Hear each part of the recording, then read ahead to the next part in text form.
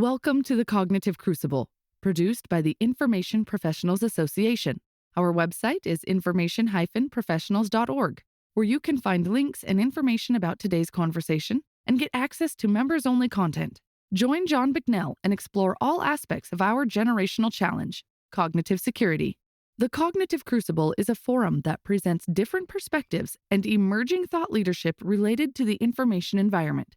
The opinions expressed by guests are their own and do not necessarily reflect the views of or endorsement by the Information Professionals Association. Hello, this is John Bicknell. Before we get started with this week's episode, this is our 100th episode. The podcast kicked off in September of 2020, and it has been a fantastic success, and the Information Professionals Association is so grateful to our corporate sponsors and to our members and to the audience that we have been able to speak to over the last year and a half. And before we get started today, I just wanted to run down very quickly the top 10 Cognitive Crucible podcast episodes by download count. Number one, and we will have links to all of these in the show notes. Number one is Joseph Lee on Jung and Archetypes. Number two is Professor Yaneer Bar-Yam on complex systems and the war on values. Number three, Greg Radabaugh on informational power and the GIOWIC. Number four, John DeRosa and Alex Del Castillo on measuring the effects of information operations. Number five is Dave Acosta on informationally disadvantaged. Number six is Matt Venhaus on the cognitive security proving ground. Number seven, Cassandra Brooker on the effectiveness of influence operations. Number eight is Lori Reynolds on operations in the information environment. Number nine, Todd Manyx on the MCIOC. And number 10 is today's guest, Dr. Rand Waltzman on cognitive security. And I asked Rand to come back on the podcast because I just thought it would be real nice to check back in with him and to hear his latest thinking on items of interest related to cognitive security and the information environment. And with that, Dr. Rand Waltzman, welcome back to the Cognitive Crucible. Well, thank you, John. And I would like, before I say anything else, I would like to give a big shout out to you, John, as being, and IPA is extremely thankful and grateful, as are all of our listeners, I'm sure, because you are the driving force for this podcast, and you have personally made this one of the most valuable podcasts, certainly in this area, topic area around. So I want to thank you for that. Oh, shucks. Well, thanks, Rand. And thanks again to our listening audience and to everybody involved in IPA. I'm really, really proud to be a part of the organization and doing this. And I love doing it. I love having interesting, relevant, evergreen conversations with people like you, Rand. And to that point, these podcasts are designed to be quote unquote evergreen, meaning it doesn't matter whether you listen to the podcast when it comes out or a year or 2 years down the road, the content should still be relevant. So I'm hoping that people are getting value from them no matter when you listen to them. So the conversation that I'd like to have with you today, Rand, will cover the metaverse and emerging risks associated with virtual reality and the possibilities that are coming online there. And I also want to touch on your popular Disinformation 101 series. So we're going to get into both of those items. So let's start with the metaverse, please. For those in our audience who may be unfamiliar with the metaverse, could you explain what it is? Yeah, well, let me start talking about a more general concept of immersive virtual reality. So immersive virtual reality really environments, this is a communication medium that really uses specialized hardware, things like head-mounted display and things that are under development, and sensory feedback to create a virtual experience that surrounds the user. Okay, it really makes the virtual world appear and feel comparable to the physical world, but it even enhances it in many different ways. So it's qualitatively different from other kinds of media, like a mobile phone or television or non-immersive video games, because it uses natural body movements to engage with a scene and to receive perceptual updates to those movements in a way that's congruent with our sensory motor system. And it creates experiences that are psychologically rich, meaningful, and often long-lasting. And in particular, it creates experiences of the type that can be easily exploited in many, many, many ways. Ways people have thought of, ways people haven't even thought of yet, and I'll get to that. So there are really sort of three basic things that are central to understanding the psychological processes involved in a virtual reality experience. And again, it's the psychological processes that are involved in this experience that really make this stand out, in particular as a medium for really manipulating people and doing really bad things. And it, I would really say it takes the whole, the whole concept of manipulation to a whole new level from where we are now. I mean, we're having lots of issues with what I'm going to call by now classical virtual reality. I mean, classical social media like Twitter, Facebook, and everything else. There's plenty of issues with that, which we haven't even begun really to deal with in any serious way. And while we're bogged down in that, this virtual reality environments are coming at us pretty quickly.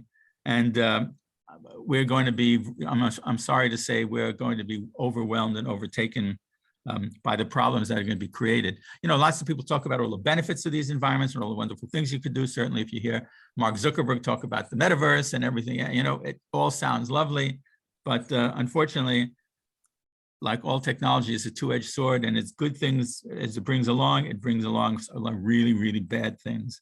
Yeah, so with the metaverse, that is Facebook specific, but I mean, are there other technology, and not technologies, but other platforms or VR capabilities, which for the purposes of this discussion are essentially commensurate with what the metaverse is? Microsoft is creating their own environment. There are already gaming environments, which are not full blown this yet, but they're certainly in that direction. This is going to be ubiquitous. There's going to be a lot of these types of environments available. A lot of people working in this area. It'll become as common as traditional social media is today. So I heard you speak in another forum where you called out specifically several experiential characteristics associated with this kind of VR, such as presence, immersion, and embodiment. How did these characteristics come together and give the illusion of no interface and intensify these psychological effects? Well, let's first talk about what those things mean, right? Sure. So when we talk about presence, really, we're talking about the sort of the psychological feeling of being there, so being in this virtual environment. Immersion really refers to how well virtual reality technology approximates a typical human actions and behaviors. And embodiment is really about the ability of people to adopt the perspective and physicality of objects, entities, or other kinds of figures in the virtual world. So those are the basic things, right? Those things make it possible to create all sorts of psychological effects. I mean, the basic effect is, unlike in social media today, you're observing a story, or you may be participating in a conversation, but in a virtual reality environment actually places you in the story. You become part of it in a completely different way. Right. So, it occurs to me that we, people, mankind, going back many, many hundreds of years, we have slowly been advancing towards this very kind of technology. I mean, you could think of even like a good book, a fantasy novel, or maybe not even fantasy novel, Moby Dick, right? People reading Moby Dick, many decades ago. That's a form of immersion and being immersed in a story and immersed in a creative space that has an effect on the reader, on the audience. So these types of immersive VR experiences have that component, but it just layers on so much more that it'll get to the point where people are not sure whether they're experiencing traditional reality or something new altogether. Well, it's already been demonstrated, for example, that you can effectively implant memories in people. So I mean, that sounds kind of funny to say it like that, but what it really means is this, that in these environments, the experiences can be so intense that your memory can be confused, that you could actually, and these intense experiences are stored in your brain in the same way as real, actual things happening to you. So since they're stored in the same way using a similar mechanism, we've seen this in kids. I mean, experiences with children already in these environments where they remember things that happened to them in the virtual reality environment as if they were real. So they believe that those things actually happened to them. So okay, you're not implanting a memory with in some funny way, but it's just that they experience it so realistically and so intensely that it afterwards it feels to them like it really did happen, and that's how they remember it. Can I try to contrast two different experiences with you? So first is like a lived experience where like I'm 54 years old. I've done certain activities so many times in my life, like going downstairs or picking up a coffee cup or opening a door, getting out of bed. These are things that I've done so many times in my life that I think that my brain is programmed that when I do these activities, here's what I can expect. It's almost like I've got a simulation going on, and the simulation predicts what's going to happen when I step out of my bed in the morning or I pick up a coffee cup. Those are like repetitive memory building activities. But then there's another kind of a memory, and I think maybe this goes to what you were just describing. Like I've burned my hand on a stove a couple of times in my life. It doesn't take many times for me to learn that's something that I want to avoid. So are you talking about those kinds of memory implantings where it can be just like a one-time or a two-time type of an experience, and you've got a memory implanted by an AI, for example? Well, no, no, it's both. I mean, it's certainly that what you're describing, but it's also just, you did something, you took part in an activity, not necessarily a bad activity, but you took part in an activity and you remember it as that you actually did it. Okay, so it isn't necessarily like something bad, you burn your hand, oh, I don't want to do that again. But, I was playing with this, with this toy in this place. And you remember it as if, yeah, I really did play with that toy in that place. Oh. I mean, really at that level we're talking about, right? Wow. Yeah. So that's can get pretty heavy. Yeah. Could you talk a little bit about some of the emerging sensor technology that is coming out that will help artificial intelligence measure our responses to various stimuli, and then use those sensor readings to continue improving the experience, or the deception technology, on and on. But let's start with the various different pieces of sensor technology that you've gathered. Well, so there are all kinds of things coming down the line. I mean, and these kinds of measurements, the manufacturers will tell you, of course, that these measurements are necessary in order to create the experience, in order for the systems to work. So there are things like, one really common was something called pupillometry. So pupillometry is really about the measurement of changes in the involuntary dilation of the pupils. Now, these changes, for example, they can result and be used to assess things like sexual interest, or racial bias, or schizophrenia, moral judgment, autism, depression. I mean, all sorts of things, right? Then you have things like eye tracking. You know, in eye tracking, you know, that can tell what has visual salience for a person. You know, what path does your gaze take? You have things like facial tracking. Facial tracking, people have been using it to try to, one branch of AI, which hasn't gotten much attention, but which I would tell you that you're going to be hearing a lot more about, is something called affective computing with an A. Yeah. And affective computing, you know, this is all about computing with emotions. It's about reading emotions in people's faces automatically. It's also, or in other biometric data, but reading emotions in any way. And then it's also about how you create emotional expressions. So if I have an avatar, I have an artificial, character, or even a very realistic looking one, which, you know, sort of like a deep fake. How do I get the facial expressions and the tone of voice and everything else right to convey certain types of emotions? So it's both in observation and creation. So you have facial tracking. For example, it's been observed that there are sort of 7 emotions that are very correlated with certain muscles in the face. You know, things like anger, surprise, fear, joy, sadness, contempt, disgust.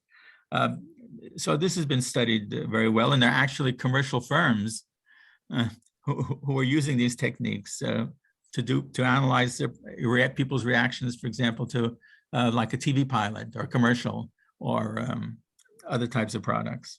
So that, this is already being used commercially. I mean, an example of that is, I don't know if you've ever done this, but people will sit you down. I mean, like in Las Vegas, if people grab you and they'll say, hey, come on, and we'll give you a free steak dinner, a coupon for a free steak dinner if you come in and watch this pilot for us and answer a few questions about it, like a TV pilot for a TV show. Right. So you sit down in front of it and, you're watching it, and all of a sudden the screen will freeze and then a question comes on and they want you to answer the question, right? So you go through that and you watch the whole show and it collects your answers. Thanks, to give you the coupon for the steak and you move on. With these techniques, you could do better than that in some sense, because you don't have to ask somebody how they feel or thinking about it. You can actually measure it. And that's what these other companies are doing. So they'll sit you down in front of them and watch the commercial, right? But they're not going to stop it to ask you anything. They just measure all kinds of things off you, like I'm talking about. I mean, one of those kinds of things, for example, like galvanic skin response, that can tell, how intensely you feel an emotion. There are things like electroencephalography, EEGs, that'll tell you, how averse or repetitive is a particular task, or how challenging is a particular cognitive task, or how attentive or distracted you are. You can tell all kinds of things you'll read from that. Lots of people have wearable devices these days. I'm familiar with like the iWatch, which can do things like monitoring. I think it can monitor blood pressure. It can certainly monitor heartbeat, and I'm sure lots of other readings just by having the sensor connected to your wrist. It may be also communicating with the iPhone dynamically as well, and the combination of those two devices can pick up on these kinds of affective body readings. But so I mean, people are not going to be walking around in sensor suits that are monitoring these things continually. But if I don't know that. I don't know that. Oh, really? That's true. I wouldn't. I don't know. I wouldn't jump to any conclusions, really. Yeah. Huh. Yeah. It'll be, I guess, interesting / worrisome potentially if somehow it becomes valuable enough, or people get enough value, out of wearing sensor suits or sensors on their body in all these various different locations in order to improve their lives, while meanwhile some big tech company is collecting all of this data and synthesizing it for these types of purposes. But they're doing that already. I mean, and paying a lot of money for the experience. I mean, here you just talked about your watch. You're wearing it, aren't you? I actually don't have one, but I have one. That's the only one that I'm familiar with. I'm sure that there are other brands that have similar devices. Fitbit? You ever hear of Fitbit? It's another Yeah, one. yeah, Fitbit. Okay, yeah, there you go. Yeah, sure. Fitbit is another one. And so people, and these things are expensive. People are buying, all kinds of people are buying them and using them. So, I mean, as more of these things come available, I'm sure people will run to buy them just the same. I mean, especially if you're using them for entertainment and communication and for other types of things. So you feel you're getting some real benefit out of it. And in the meantime, you have no idea what they're doing with the data. Right. And so all of these data that are being collected can get binned up by various different demographics and then fed back into these VR experiences and for A/B testing and in order to elicit whatever response or to deliver whatever experience it is that people are desiring. Does that sound about right? Yes. So like A/B testing, for example, it's been already demonstrated that in virtual reality environments, and these are the ones that even as they exist today, never mind what's coming online, right? But even as they exist today, that you can do A/B testing there. There's all kinds of ways you could exploit people's attention, visual attention, where they're looking, and sneak things into what they're seeing, into the image that they're seeing, what they're experiencing, and change things so fast that they hardly notice that you're making the change. And then you can see how they react. So you can do basically real-time A/B testing without people even knowing you're doing it. Yeah. You probably know this. As far as I'm concerned, this is urban legend. But do you think it was true back in the 50s, 60s, 70s that advertisers like cigarette ads or alcohol ads used subliminal imagery embedded into the ads in order to get their products associated with like sexual desire and stuff like that, but now you can do that and do it so fast that it's just not detectable? Well, it's not only that you can do it fast. I mean, if they were doing stuff like that, and I don't, I know the legends too. I don't know if it's really true, but I mean, okay, I can imagine somebody, if somebody imagined you could do it, I'm sure somebody tried it. I mean, that just seems reasonable. But, whether it was pervasive or not, who knows, right? Yeah, I don't know. Yeah, but I mean, the thing is, in these virtual reality environments, the whole thing can be made so much. It can be controlled in a different way, and it's so much more intense, and so much more subtle, and it can also exploit all sorts of cognitive, let's call them features of your brain that just showing in a magazine it couldn't control. But once you get into these environments, I mean, you're subject to all types of manipulations, and you can use those types of features to you can exploit those to do all kinds of tricks like that. Right.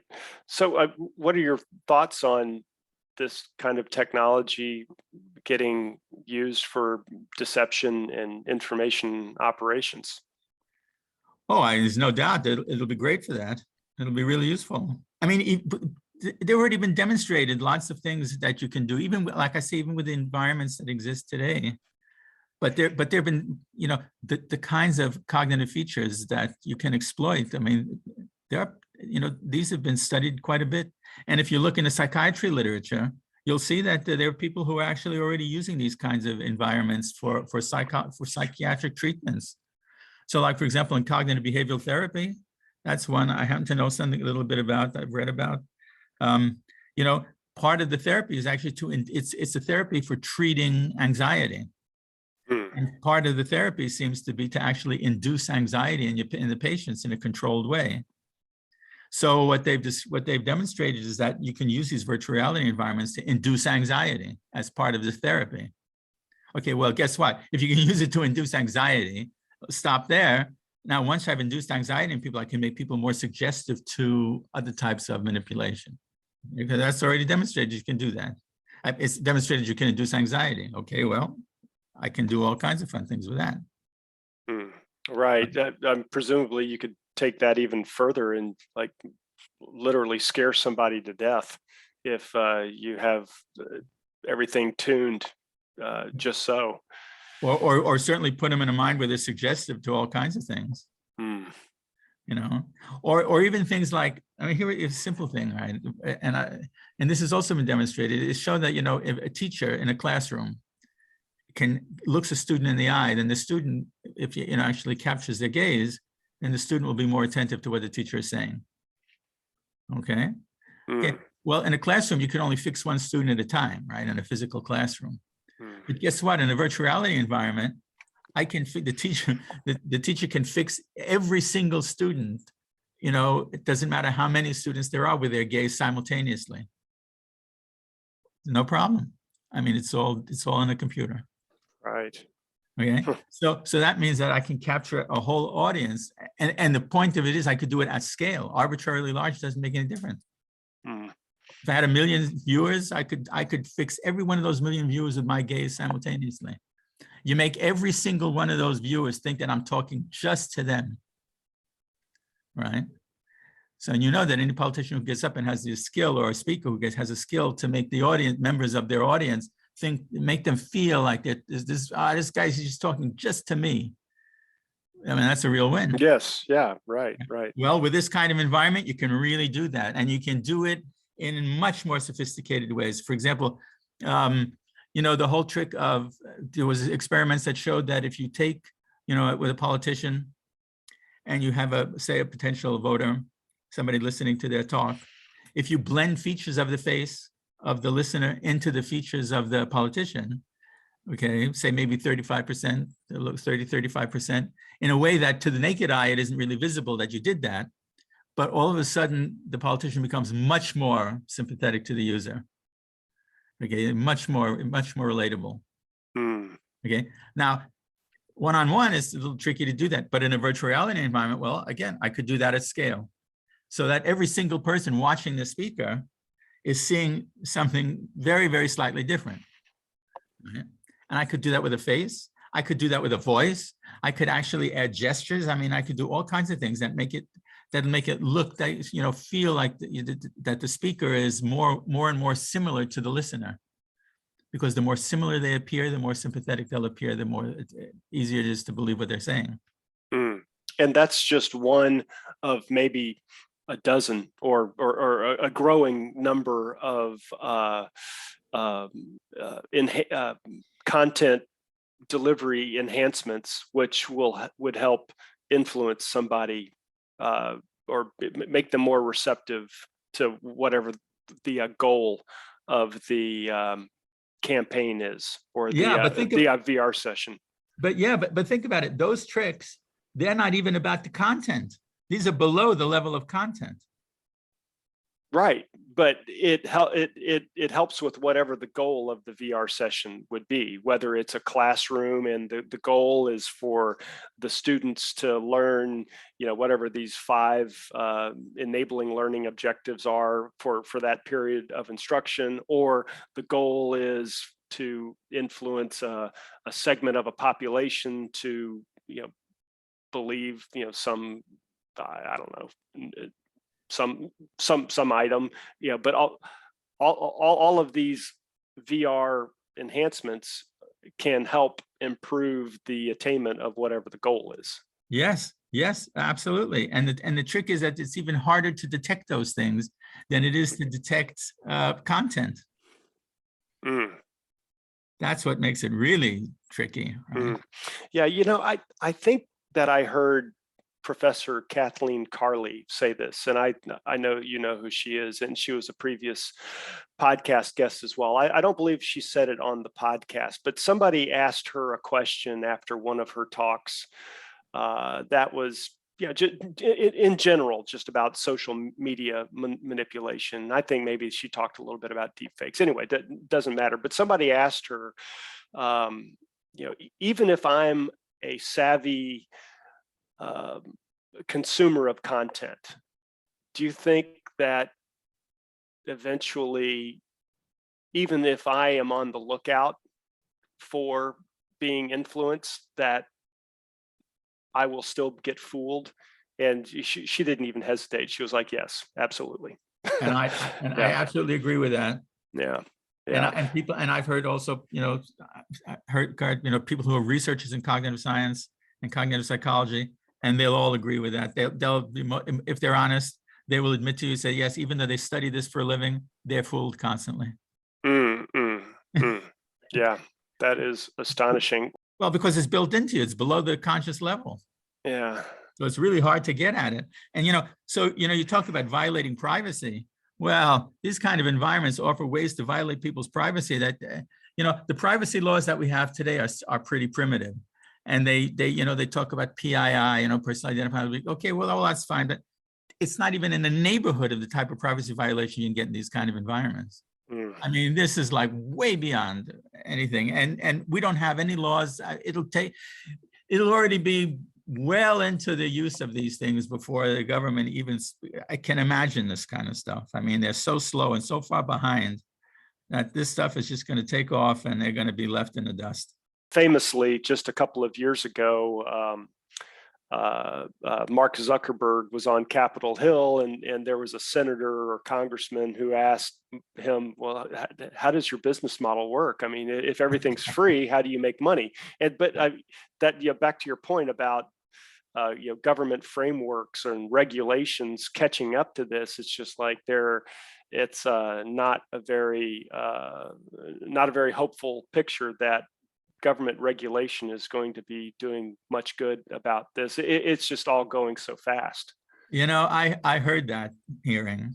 And that was Orrin Hatch who said that. Yes, that's right. Yeah, it sure was. And I heard that. And when I heard that, the thing that I saw in my mind was a picture of Vladimir Putin rolling on the floor of his office, dying of laughter. I mean, he's just dying. And he's thinking to himself, I don't have to pay these guys. I don't have to know them. I don't have to talk to them. I don't have to have anything to do with them. And they're doing all the work for me. Isn't that wonderful?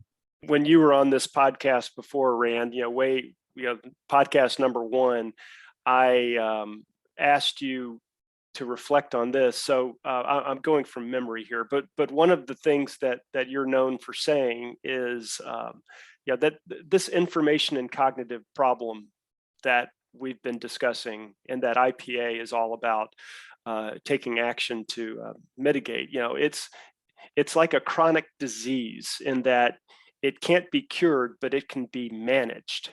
Yep. So what are some productive things that you think we might be able to do to manage this challenge, especially as we're talking about the metaverse and immersive VR here?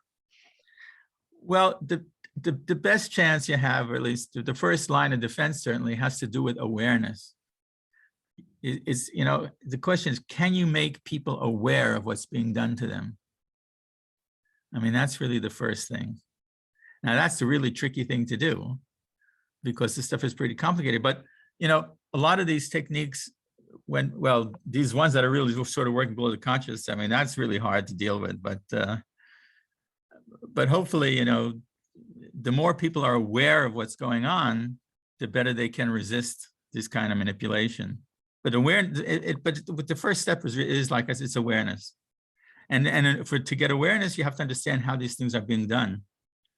So, it's easy to say that, but it's a lot harder to explain this to people. Also, just a moment ago, you said that awareness is insufficient, and even disinformation and cognitive behavioralists are saying that they're at risk of being fooled by this stuff. Yes. So what you have to do is say, you have to examine your beliefs of what you're thinking. Say, okay, I just heard this thing, and here's how it struck me. And you need to really sort of, it needs more self-reflection in that case. It'll fool you while they're saying it. The question is, can you think back and say, well, do I really believe that? I mean, does that really make any sense? But it may be hard to resist during, but at least after the fact, you can sort of think about it. Well, gee, what did that guy really say? I mean, what was he really talking about? I mean, haven't you ever had that experience? You go to a talk, or you hear some guy talk, like these TED Talks. I think they're a great example, right? I mean, a lot of these TED Talks sound like they could be generated by, a program like GPT-3. Could you give a quick beat on that? So GPT-3 is it's a text generation program, okay, and it's it's these ginormous language models, And like OpenAI is one company is called GPT-3 now, is coming out soon, GPT-4, but these are enormous neural nets, basically. And they're trained on, massive amounts of language, but they can generate language which sounds really credible sometimes. And there was a guy who put up a website where what it does was it generates new age advertisements for new age products. And you go into this webpage and you open it up and an ad for a new age thing, and you're reading it, and it sounds really, well, if you've ever read new age kind of things, it sounds just like that.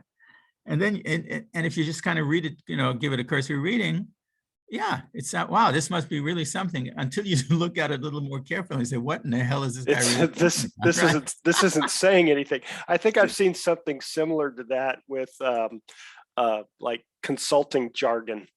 You just, it's like a whole bunch of buzzword gobbledygook that the sentences may be structured properly, but it's just not saying anything. Yes, like I say, a lot of these TED Talks sound like that. I mean, I could generate TED Talks of this thing is just as well. But the new age thing is spectacular. I mean, every time you refresh the page, you'll get a whole new ad.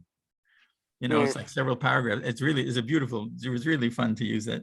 Haven't you ever had that experience? You ever heard a speaker and say, wow, that sounded like it really deep. And then afterwards, and you're really excited while you heard it. And then afterwards you say, well, what did the guy really say? Right? Mm-hmm. What was he really talking about? Did he say anything? Yeah, I've also had that experience after having watched a movie. And the movie's 90 minutes long, and it's fast paced, and you're just following along with the story, presumably suspending disbelief and trying to enjoy the story. And in the moment, I guess I just kind of gloss over any inconsistencies. But like you were just saying, afterwards, maybe even days afterwards, I'm like, hang on, that doesn't make any sense at all. But in the moment, it's like, all right, well, you just kind of go with it. So so the idea would be then to kind of sort of shorten the length between the time you're exposed and the time you think about what did the guy really say. Right. Well, so and the more you're aware of these, but of course the problem is, most people are not going to do that. Mm-hmm. So here's a really interesting research question. So how many people, what percentage, or who do they have to be of your population that has to have this kind of awareness before it affects the society as a whole? It's a little bit analogous to the problem of herd immunity. How many people in the population have to have immunity and been exposed before it affects the entire population? Okay. And so this, I think, is a really interesting research problem. And at the moment, there is no answer to it. Nobody really knows. And I don't know, I haven't really seen any really interesting studies on it. And hopefully they're out there. But that becomes then a really important question, because not everybody's going to be able to, to do this. I mean, either they're not going to have the skill, or they just don't have time. People are busy living their daily lives. And so, to think that this is going to work on any massive scale is just, it's naive, I'm afraid. It's like people talk about media literacy training. Okay, media literacy training is going to be fine for a handful of people, and then what? The rest of them, it isn't going to really help much. Right. Well, this whole discussion leads me into thinking about the importance of values, or the importance of social norms, or something beyond the individual level, either at the community level or the nation state level, or both, but some things that people generally agree on, which are less likely to get unmoored by these things. And so if you're, I don't know, what's your hot take on that? Yes, well, this is called socialization, right? I mean, people are, or acculturation, and people are brought up in societies, and these values are instilled in them. And that if it's done properly, and it gives them some defense, it offers some resilience against this type of manipulation. But it isn't. The point is, it isn't conscious. It isn't analytical. People aren't thinking it through. It's more at the level of a gut reaction, right? I mean, if you see, two young guys beating up an old lady, you're not going to sit and, do a philosophical analysis of it. It's just in your gut, you're going to react and say, that's terrible. Right. Right. Yeah. So is that kind of conditioning, I'm afraid, is what will work on most people. Right. Maybe we can turn now to your popular Disinformation 101 series. I've seen this most frequently on LinkedIn, but I think you tweet these out as well. Could you just tell our audience a little bit about this series? What is it? Why do you do it? Et cetera. Well, I do it for fun as a public service. I don't get paid anything for it, but I've been doing it the last few years, and I put up a new slide every day. And the concept behind it is that the best way, at least at a basic level, to defend against these kind of attacks is to understand how they work. So what these slides are about, trying to help people to understand how these attacks function, and they're offered from the offensive perspective. Because unless you really know how to do these things, you're really not going to be able to recognize when they're being done. I mean, the best way to learn is to actually learn how to do it. When you learn how to do it, then you'll learn how to recognize it when it's happening. So that's what they're about. And, it's across a broad range of things, because this type of manipulation comes in so many, many different forms. I mean, so I have one series about rumors. And the series about rumors is about, how to create a rumor. What makes a good rumor? How do you construct a rumor that's likely to go viral to your target audience? And what does that mean? So the whole series, that series is all about rumors.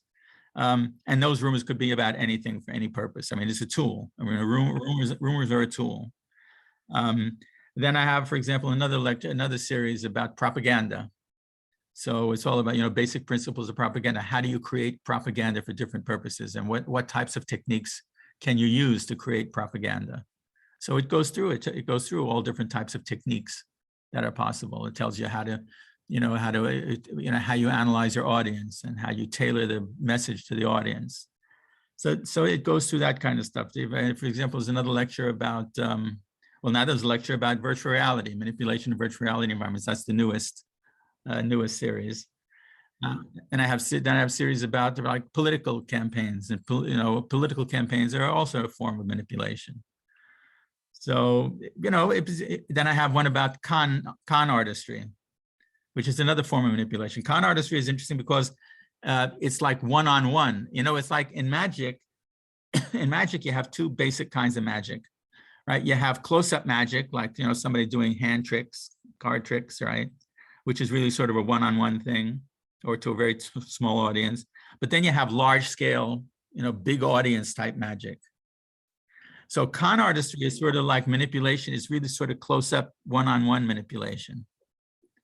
But of course, now in virtual reality environments, we can take con artistry, the types of techniques you use in con artistry, and now you can scale them up and apply them at scale. So that's an interesting change that this kind of environments will bring about.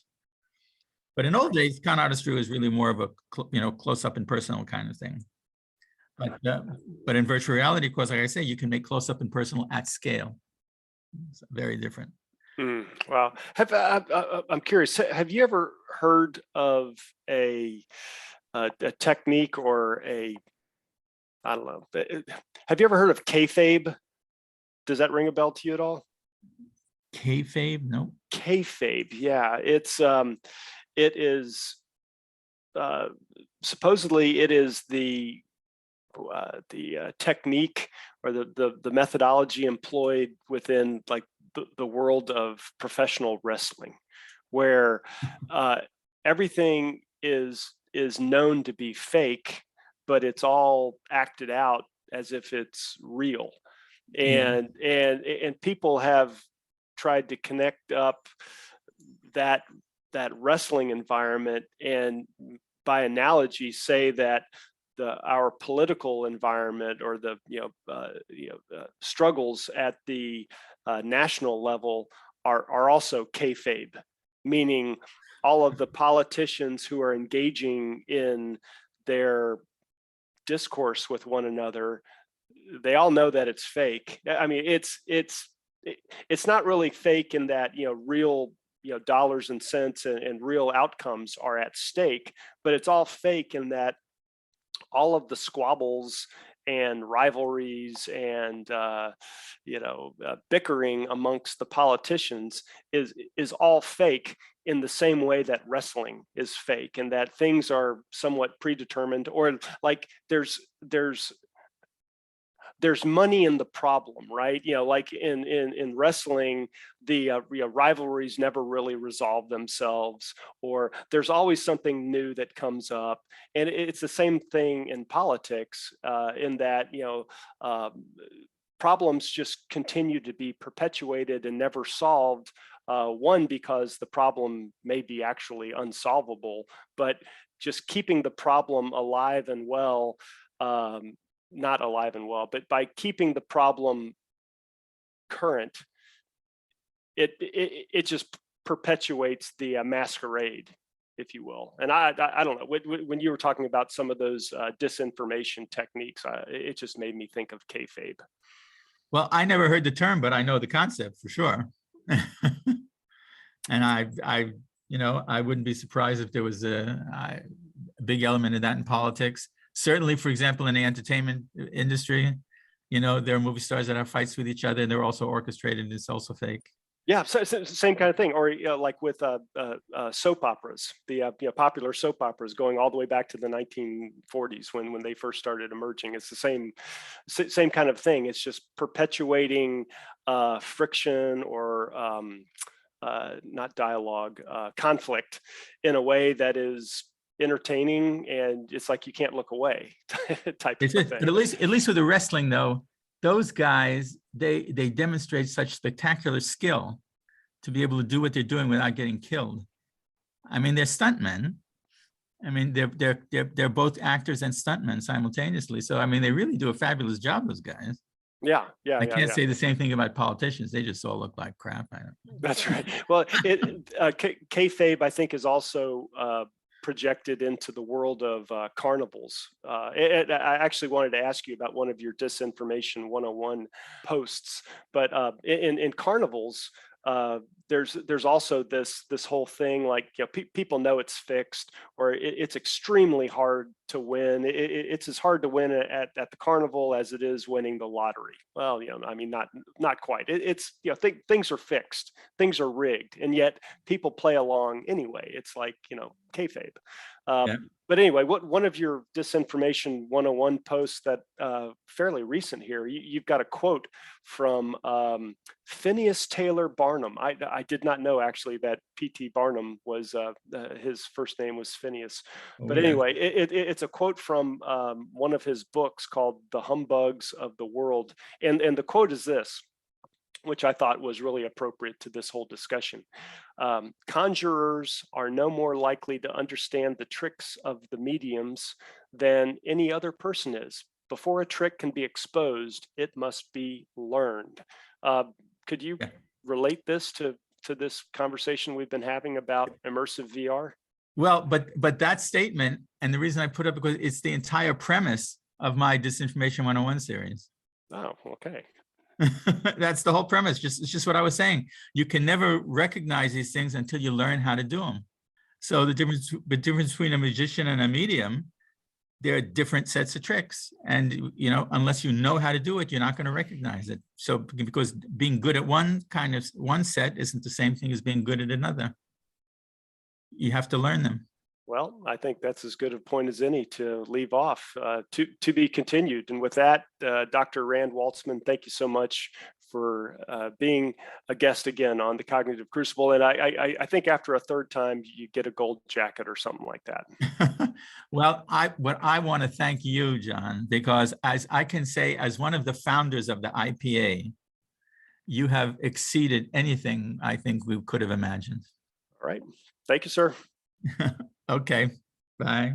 The Cognitive Crucible is the only podcast dedicated to increasing interdisciplinary collaboration between information operations practitioners, scholars, and policymakers. To find out more about the Information Professionals Association, visit us at information-professionals.org. Please support our podcast by giving us a 5-star rating and leaving a review.